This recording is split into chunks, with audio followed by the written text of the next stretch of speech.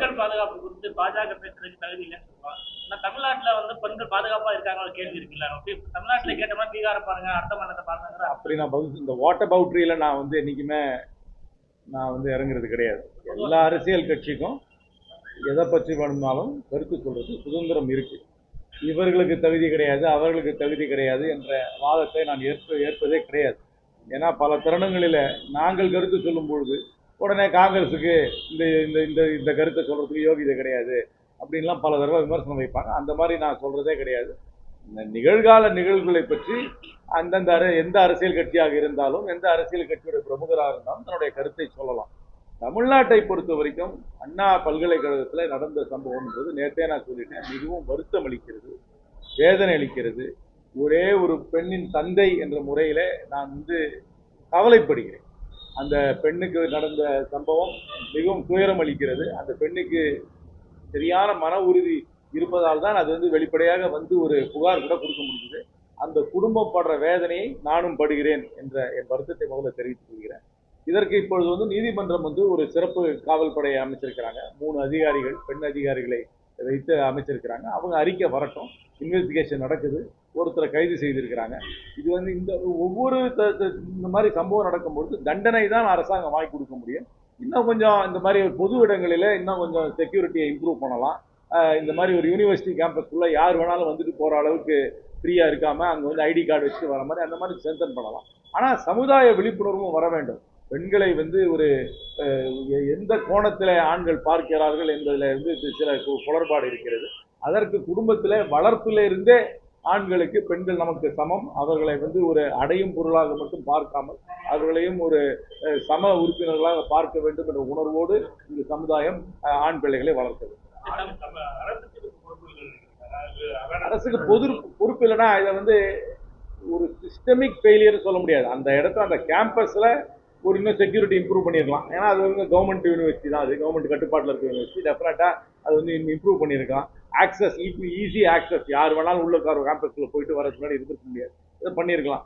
ஆனால் நடந்த சம்பவத்துக்கு நான் வருத்தம் தெரிவிக்கிறேன், வேதனை அடைகிறேன்.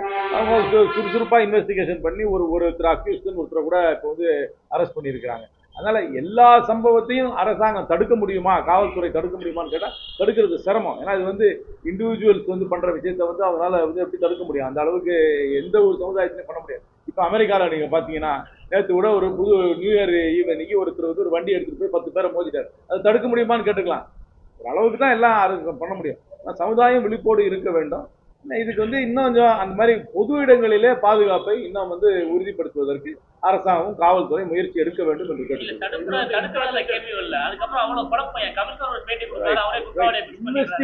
முதலமைச்சரோ துணை முதலமைச்சரோ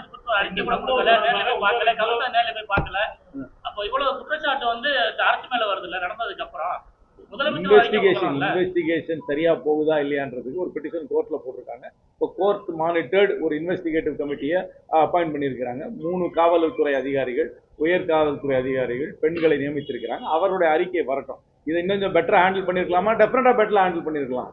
வந்து இந்த எஃப்ஐஆர் லீக் வந்து ஒரு டெக்னிக்கல் கிளிச்சால லீக் ஆயிருக்குன்னு சொல்றாங்க. அது வந்து உண்மை அப்படியே லீக் ஆயிருந்தாலும் ஏன் வெளியிட்டாங்கன்னு தெரியல, யார் அதில் டவுன்லோட் பண்ணி பண்ணாங்கன்றதை கண்டுபிடிச்சாங்க.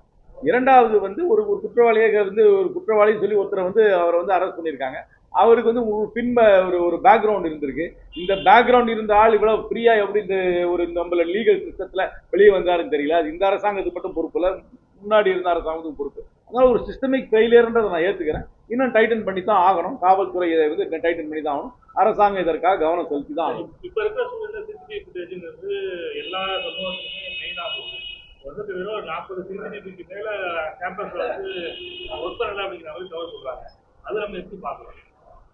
சிசிடிவி ஏன் வேலை செய்யலன்றது யூனிவர்சிட்டி தான் வந்து அந்த இதை வந்து அந்த அந்த யூனிவர்சிட்டி தான் பதில் சொல்ல வேணும். யூனிவர்சிட்டி அது ஆஃப்டர் ஆல் அண்ணா யூனிவர்சிட்டி, ஒரு இன்ஜினியரிங் காலேஜ், ஒரு டெக்னிக்கல் யூனிவர்சிட்டி. அங்க போய் ஒரு சிசிடிவி ஃபெயில் ஆகுன்றது என்னை பொறுத்த வரைக்கும் ஏற்க முடியாது. அதற்கு கண்டிப்பாக யூனிவர்சிட்டிக்கு யார் பொறுப்பாக இருக்கிறாங்களோ அதுக்கு பதில் அளித்து தான் வேணும். அது யூனிவர்சிட்டி அதற்காக நடவடிக்கை எடுக்க தான் வேணும். அதனால் நான் எந்த வகையிலும் டிபெண்ட் பண்ணலை. அது வேலை செஞ்சிருக்கணும், சிசிடிவி வேலை செஞ்சிருக்கணும். வேலை செய்யாது தவறு. வலிமையான போராட்டத்தை முன்னெடுக்கிறாங்க. ஆனா கூட்டணி கட்சிகள் வந்து ஒரு தட்டி கொடுக்குற மாதிரி இருக்கு. தட்டி கொடுக்குற மாதிரி இல்லையா? நான் தான் கண்டிக்கிறேன், வருத்தம் தெரிவிக்கிறேன், இன்வெஸ்டிகேஷனை வரவேற்கிறேன், இன்வெஸ்டிகேஷன் ரிப்போர்ட்டுக்காக வெயிட் பண்றேன். இது வந்து பப்ளிக் அவேர்னஸ் ஆயிருச்சு. இதுல போயிட்டு இதுல பண்றதுனால ஆக்கப்பூர்வமான சமுதாய மாற்றத்தை கொண்டு வரதுக்கு முயற்சி பண்ணணும், டயலாக் நடத்தணும், பசங்களுக்கு சென்சிட்டிவிட்டி கிளாஸ் நடத்தணும், லீகல் சிஸ்டம் டைட்டன் பண்ணணும் தான் பண்ண. நான் ஐ டோன்ட் பிலீவ் இந்த பாலிடிக்ஸ் ஆஃப் ப்ரொடெஸ்ட். என்னை பொறுத்த வரைக்கும் பெரும்பான்மை நான் சொல்றேன், நான் ஒரு கேட்டகோரிக்கலா சொல்றேன். இதற்காக சமூக வலைதளங்களில் எனக்கு விமர்சனம் வரும். இந்த பாலிடிக்ஸ் ஆஃப் ப்ரொடெஸ்ட் நான் ரொம்ப நம்புறதே கிடையாது. நான் I believe in politics of ideas and discussion. சும்மா அந்த சம்பிரதாயத்துக்காக போராட்டங்கள் சொல்றது கட்சியில இருக்கிற உறுப்பினர்கள் பண்றாங்களே அப்படியே. அந்த போராட்டங்கள் ஒரு பீப்புள்ஸ் மூவ்மெண்டாலாம் மாறுறது கிடையாது. எந்த ஒரு போராட்டமும் பீப்புள்ஸ் மூவ்மெண்டா மாறுது. பீப்புள்ஸ் மூவ்மெண்டா ஒரு போராட்டம் வர்றது வேற.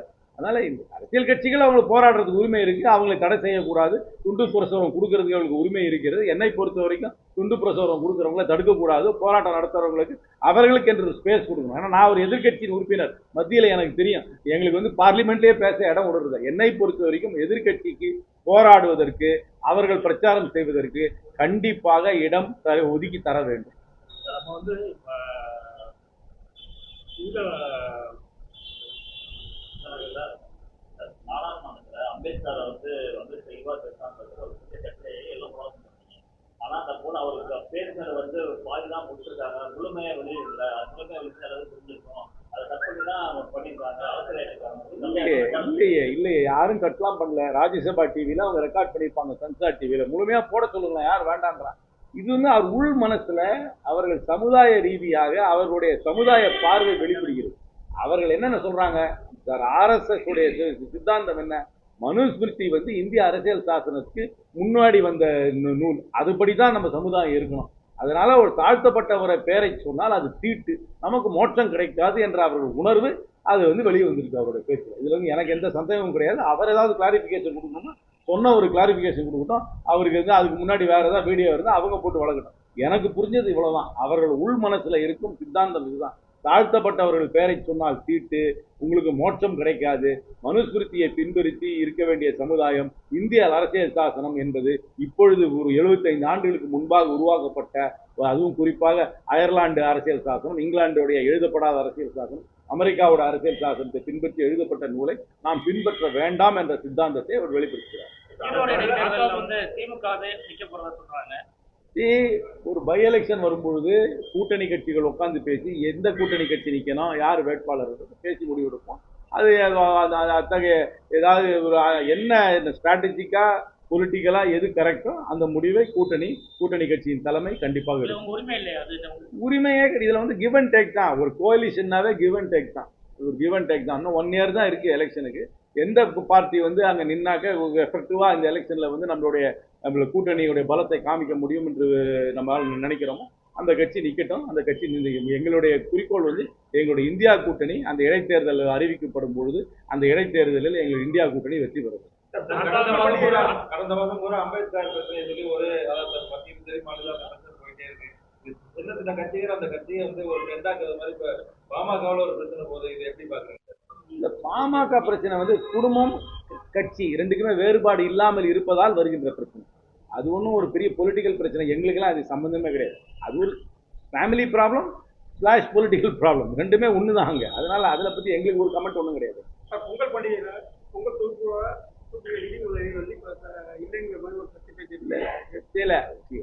மாதம் இந்த உரிமை தொகையை கொடுக்குறாங்க, 12 மாசமும் கொடுக்குறாங்க.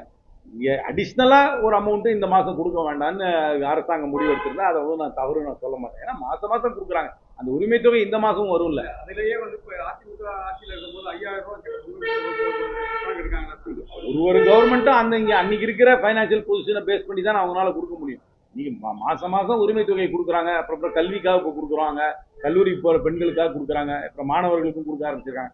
அதெல்லாம் பேஸ் பண்ணி ஒரு ஹோலிஸ்டிக் டிசிஷனாக எடுக்கிறாங்க. இந்த அரசாங்கம் டைரக்ட் கேஷ் டிரான்ஸ்ஃபர் ரெகுலராக பண்ணிட்டு தான் இருக்கிறாங்க. அதனால அவங்க பண்ணலன்னு சொல்ல முடியாது. அதற்காக இந்த அடிஷ்னலாக இதை பண்ணாம இந்த மாதம் எதுக்கு பண்ணணும்னு அவங்க எடுக்கிற முடிவு நிர்வாக ரீதி காரணங்களுக்காக இருக்கலாம். எனக்கு அப்படி இருக்கவே முடியாது. நாங்கள் எது ஆளுங்கட்சியா இருந்ததே இல்லையா, அதனால எனக்கு பேச்சு மாறவே முடியாது. கவர்மெண்ட்டுக்கு வந்துட்டா சில கட்டுப்பாடுகள் வந்துடும். கவர்மெண்ட்ல அந்த சீட்ல உட்காந்துட்டோம்னாவே ரியாலிட்டி அந்த நிஜம் அந்த ரியாலிட்டி அவர்களுக்கு புரிந்துடும். அந்த புரியும் பொழுது சிலதான் பாஜக கூட தான் அரசாங்கத்தில் இல்ல இருக்கும்போது என்னமா டாலர் விலையை பற்றி டாலர் ரேட்டை பற்றி சொல்லிட்டே இருப்பாங்க. பிரைம் மினிஸ்டரை கேலி பண்ணுவார். நிதியமைச்சருடைய வயதை தாண்டி சென்று விட்டது அப்படின்னு சொன்னார். 60 தாண்டும் போது நிதியமைச்சரோட வயசை தாண்டி போச்சுன்னு பிரச்சாரம் பண்ணார் 2014 இப்போ வந்து நிதியமைச்சரோட தாத்தா வயசே தாண்டி போயிடுச்சு. என்ன பண்றாரு? அதனால அரசாங்கத்தில் இருக்கும்பொழுது சில சில சில கன்ஸ்டன்ட்ஸ் வரத்தான் செய்யும். அது எல்லா பார்ட்டிக்கும் வர கன்ஸ்டன்ட்ஸ் தான். அரசாங்கத்தில் இருக்கும் பொழுது நம்ம நினைக்கிறது எல்லாத்தையும் செய்ய முடியாது. அந்த சிஸ்டத்துக்குள்ள சில காரியங்களை செய்ய முடியும், சில காரியங்களை செய்ய முடியாது. வழிப்பறிகள் கொள்ளைகள் அதிகமா நடந்துட்டே இருக்கு சார். அதையெல்லாம் கண்டிப்பாக தடுக்க வேண்டும். காவல்துறை இரும்பு கரங்களால் நடக்க வேண்டும். இந்த வந்து வழிப்பறி, இந்த இந்த இந்த கொலை, இந்த இந்த இந்த குறிப்பாக கூலிப்படை கொலை இதெல்லாத்தையும் தடுக்கிறது அரசாங்கம், காவல்துறையோட கடமை. என்னை பொறுத்த வரைக்கும் ரொம்ப கடுமையாக இருக்க வேண்டும். நல்ல லீகல் டிபார்ட்மெண்ட்டை வச்சு இந்த மாதிரி ஹேபிச்சுவல் அஃபெண்டர் மறுபடியும் மறுபடியும் குற்றம் செய்பவர்களை அவர்கள் ஜாமீனில் வராத அளவுக்கு அவர்களை அந்த கரெக்டான செக்ஷனில் போட்டு அவர்களுக்கு தண்டனை வாங்கி கொடுக்க வேண்டும். இல்லாட்டி அவர்களை காவலிலேயே வைப்பதற்காக நடவடிக்கை எடுக்க வேண்டும். திமுக வாரிசு அரசியல் எதிர்த்துதான் வைகோ வந்து தனி கட்சி ஆரம்பிச்சாரு. இன்னைக்கு அதே வைகோ வந்து திமுக ஆட்சியை ஏற்றுக்கிறேன். அதெல்லாம் அவர் ஒன்றும் ஒரு விதிவிலக்கே கிடையாது. இந்த வாரிசு அரசியலை எதிர்த்துட்டு போனவங்க எல்லாருமே அவங்கவுங்க கட்சியில வந்து திருப்பி ஒரு வகையான வாரிசு தான் கொண்டு வந்துடுறாங்க. அவரை தான் கேட்கணும். என்னை பொறுத்த வரைக்கும் இந்தியா கூட்டணி வலுவாக இருக்கிறது. இந்தியா கூட்டணி அதே ஒற்றுமையோடு சென்று 26ஆம் ஆண்டு தேர்தலில் வெற்றி பெறுவதுதான் நான் நம்புறேன். அவருடைய கருத்துக்கெல்லாம் நான் வந்து கொடுக்க முடியாது. ஆனா இந்த மாதிரி எல்லா கட்சியிலும் இருந்து பிரிஞ்சு போனாங்க. மம்தா பானர்ஜி எங்க காங்கிரஸ்ல இருந்து பிரிஞ்சு போனாங்க. அவருக்கு அடுத்த நிலையில கொண்டு வந்து அவங்களுடைய அண்ணன் பையனை தான் கொண்டு வந்திருக்காங்க. எங்க கட்சியிலும் சரத்பவார் பிரிஞ்சு போனாரு. அதுக்கப்புறம் அவருடைய மகளை தான் கொண்டு வந்திருக்காரு. அதனால இந்த வாரிசு அரசியல் என்றது ஏதோ எப்பவே வந்து காங்கிரஸ் மேலேயும் பிஜேபி திமுக மேலேயும் மட்டுமே ஒரு விமர்சனமா இங்க தமிழ்நாட்டில் வைப்பது வழக்கம். அது வந்து எல்லா கட்சியிலும் உண்டு. இப்போ பாமக நடக்கிறது மட்டும் என்ன, எல்லாமே தேவகோடா கட்சியில் நடக்கிறது என்ன, பருகுப்தா கட்சி நடக்கிறது என்ன, இது ஒரு சோசியல் ரியாலிட்டி ஆஃப் இந்தியா. இது ஒரு சமுதாய நிஜம். இதுதான் யதார்த்த சமுதாய நிஜம் இந்தியா. அமைச்சர் மூர்த்தி ஆண்ட பரமரிசன கருத்து பேசுவது கட்சியை ஏற்படுத்தியிருக்கு. எனக்கு தெரியாது அவர் எதை சொன்னாரு, என்ன சொன்னாரு நான் கேட்கல. என்ன சொன்னாருன்ற நான் யாரு எந்த சமுதாயன்றதை நான் பார்க்கறதில்ல. அவர் எந்த சமுதாயம் எனக்கு தெரியாது. நான் யாரையும் எந்த சமுதாயத்தை சார்ந்தவர்கள் என்பதை நான் கவனிப்பதே கிடையாது. பாஜக தலைவர் அண்ணாமலை எடுத்து வச்சிருக்கிற அரசியல் எப்படி வந்து 27 பாடல்கள் நினைக்கிறீங்களா? வலிக்காம இருந்தா சரி. எங்க ஊர் குன்றக்குடிக்கும் வந்துட்டு போச்சு. இல்ல அடுத்தடுத்து நிறைய சொல்லியிருக்காரு. இப்போ விருதா இது வந்து இதுக்கு முன்னாடி யாரும் தமிழ் அரசியல் பண்றாங்கல்ல. இது ஒரு அட்டென்ஷன் சீக்கிங் எஃபர்ட்டை தான் நான் பார்க்குறேன். ஒரு மெச்சுவர் பொலிட்டிக்கல் ரியாக்ஷனாக நான் பார்க்குறேன். இது ஒரு சென்சிட்டிவ் இஷ்யூ. இந்த அண்ணா யூனிவர்சிட்டியில் நடந்ததுன்றது ரொம்ப ஒரு சென்சிட்டிவ் இஷ்யூ. இந்த சென்சிட்டிவ் இஷ்யூவுக்கு நாங்கள் எல்லாம் எங்கள் கருத்தை வந்து ஆழமாக பதிவு பண்ணுறோம். அதற்காக இப்போ வந்து நடவடிக்கை எடுக்குது. அதை நான் கவனிக்கிறோம். நடவடிக்கை சரியாக போகாட்டி மீண்டும் கருத்தை சொல்லுவோம், வலு இருக்கிறோம். அந்த சென்சிட்டிவ் இஷ்யூவை வந்து இந்த மாதிரி ஒரு தியேட்ரிக்ஸ் பண்ணுறது எனக்கு வந்து ஒரு மெச்சுவர் பாலிட்டிஷியன் பண்ணுற மாதிரி எனக்கு படலை. நேற்று கூட நான் வேடிக்கையாக சொன்னேன். அவர் வந்து கடகராட்சி, அதனால் அஷ்டமத்தில் சனி நடக்குது, அதனால் ஜோசியர் யாராவது சொல்லியிருக்கலாம் செருப்பு இல்லாமல் 6 படை வீட்டுக்கும் போங்க, அதனால சாட்டையில தன்னையா வருத்திக் கொள்ளுங்கள் என்று யாரா பரிகாரம் சொல்லிடலாம். அந்த மாதிரி தான் படுத ஒழிய இது வந்து ஒரு மெச்சுவர் பொலிட்டிக்கல் ரியாக்ஷன் மாதிரி எனக்கு படல. பெண் பத்திரிகையாளர்கள் அவதூறா பேசின வழக்கில் வந்து எஸ்பி சேகருக்கு 1 வருஷம் தண்டனையை நீதிமன்றம் உறுதிப்படுத்தியிருக்கிறது.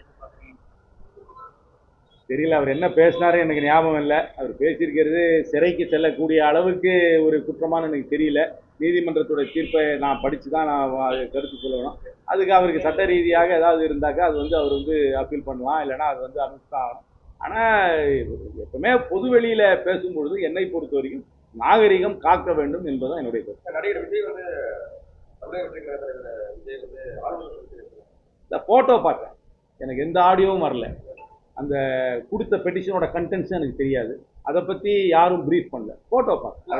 அண்ணா பல்கலைக்கழகத்தில் தெரியல, எனக்கு தெரியாது. எனக்கு தெரியல நடக்கிற சட்ட ஒழுங்கு பாதுகாக்கிறதுக்கு தெரியல. அந்த மாதிரி யாரும் அஃபிஷியலாக சொல்ல. நிதி அளிக்கணும், நிதி வந்து கேட்கிற நிதி தெரியல. அந்த அவங்க கொடுத்த மெமராண்டத்தில் என்ன கண்டென்ட்ஸ்னு எனக்கு தெரியாது. அந்த மாதிரி கண்டென்ட்ஸ் ஏதாவது அஃபிஷியலாக சொன்னாங்கன்னா நான் கமெண்ட் பண்ணுறேன். அதுலேயுமே அது கொடுக்கும்போது வந்து விஜயின் பேர் போட்டு கொடுத்துருக்காரு.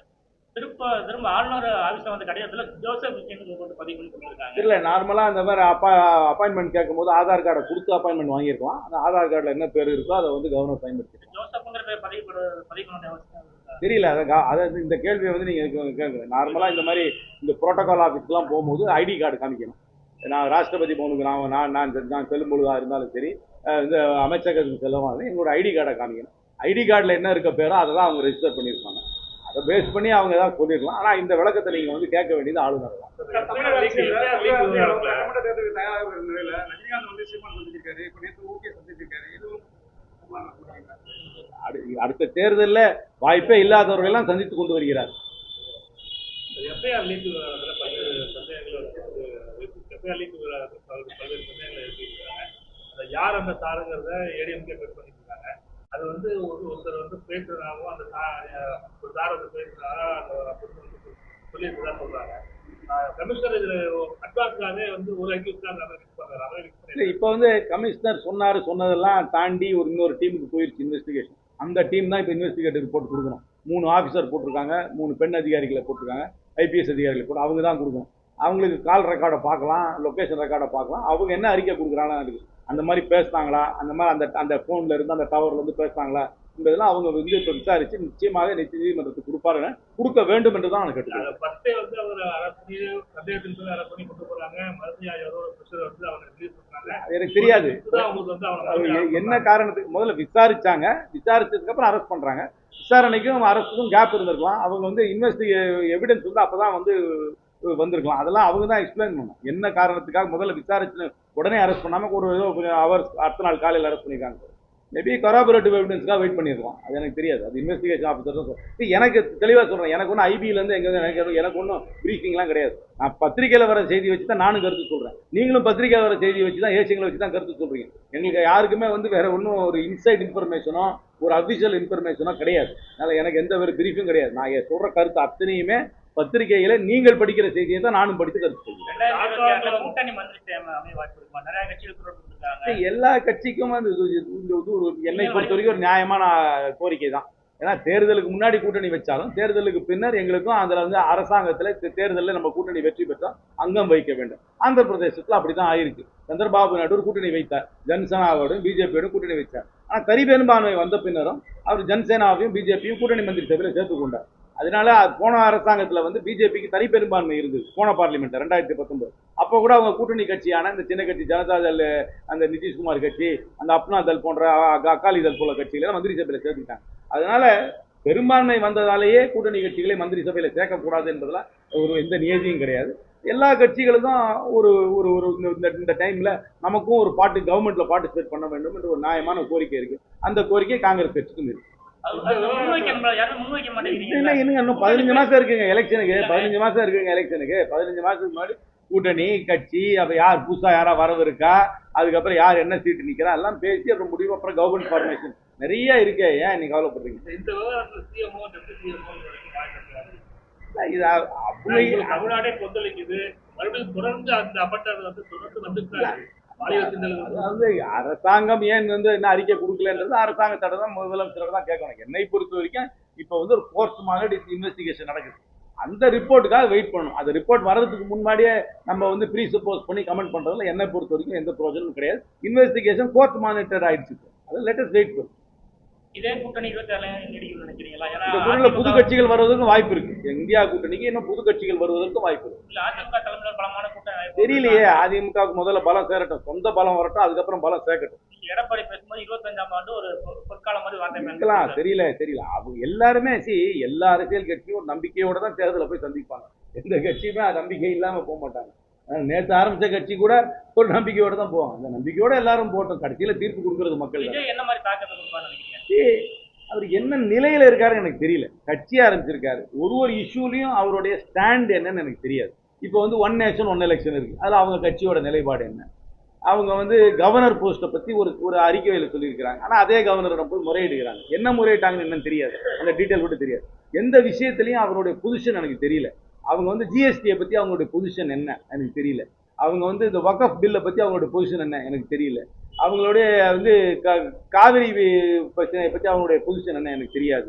முல்லை பெரியார்ல அவங்களுடைய பொசிஷன் என்ன எனக்கு தெரியாது. ரிசர்வேஷன்ல அவங்களுடைய பொசிஷன் என்ன எனக்கு தெரியாது. அவங்களுக்கு வந்து எனக்கு இடபிள்யூஎஸ் பத்தி அவங்களுடைய பொசிஷன் என்ன எனக்கு தெரியாது. எந்த விஷயத்திலயும் அவங்க பொசிஷன் எனக்கு தெரியாத போது எப்படி நான் இட போட முடியும்? என்னால் இட போடவே முடியும். எந்த விஷயத்திலயும் அவங்களுடைய பொசிஷன் எனக்கு தெரியாது. இப்போ கூட்டணிகள் உள்ள மார்க்சிஸ்ட் கம்யூனிஸ்ட் பற்றி சில விஷயங்கள் குரல் கொடுக்க ஆரம்பிச்சிருக்காங்க. இப்போ கல்வி அரசு பள்ளிகளுக்கு தனியார் பள்ளி உதவி செய்கிற விஷயம் சில விஷயங்கள் உதவித்துறைக்கு அப்ப கூட்டணிக்கு எதுவும் ஒரு முரண்பாடு கிடையாது. ஏற்படும். எல்லா பல கட்சிகள் இருந்தா பல சிந்தனைகள் இருக்குதான் செய்யும். எல்லாரும் ஒரே சிந்தனையில இருந்தா எல்லாம் ஒரே கட்சி ஆயிடலாம்ல. இந்த கேள்வி நீங்க ஒரு வரையும் கேட்குறீங்க. என்ன நாங்கெல்லாம் வெவ்வேறு கட்சிகள், எங்களுக்குன்னு தனியா சிந்தனை சிந்தாந்தம் இருக்குதான் செய்யும். நாங்க எல்லா விஷயத்திலையும் ஒன்றுபட்டு விட்டோம் என்றால் எல்லாம் ஒரே கட்சி ஆயிடலாம்ல. 3 வருஷம் அந்த விமர்சனம் இருந்துச்சுல, வாய் திறக்க மாட்டேங்கிறாங்க அப்படி இல்ல, விமர்சனம் பண்ணா ஏன் விமர்சனம் பண்றீங்க, உங்களுக்கு முரண்பாடு இருக்குன்னு கேக்குறீங்க. விமர்சனம் பண்ணாட்டி நீங்க மௌனமா இருக்கின்றீங்க. விமர்சனம் பண்றது நியாயமான ஜனநாயக முறையிலே அந்தந்த கட்சி அந்தந்தோட கொள்கைகளை முன்வைப்பது என்னை பொறுத்த வரைக்கும் நியாயமான ஜனநாயக போக்குதான்.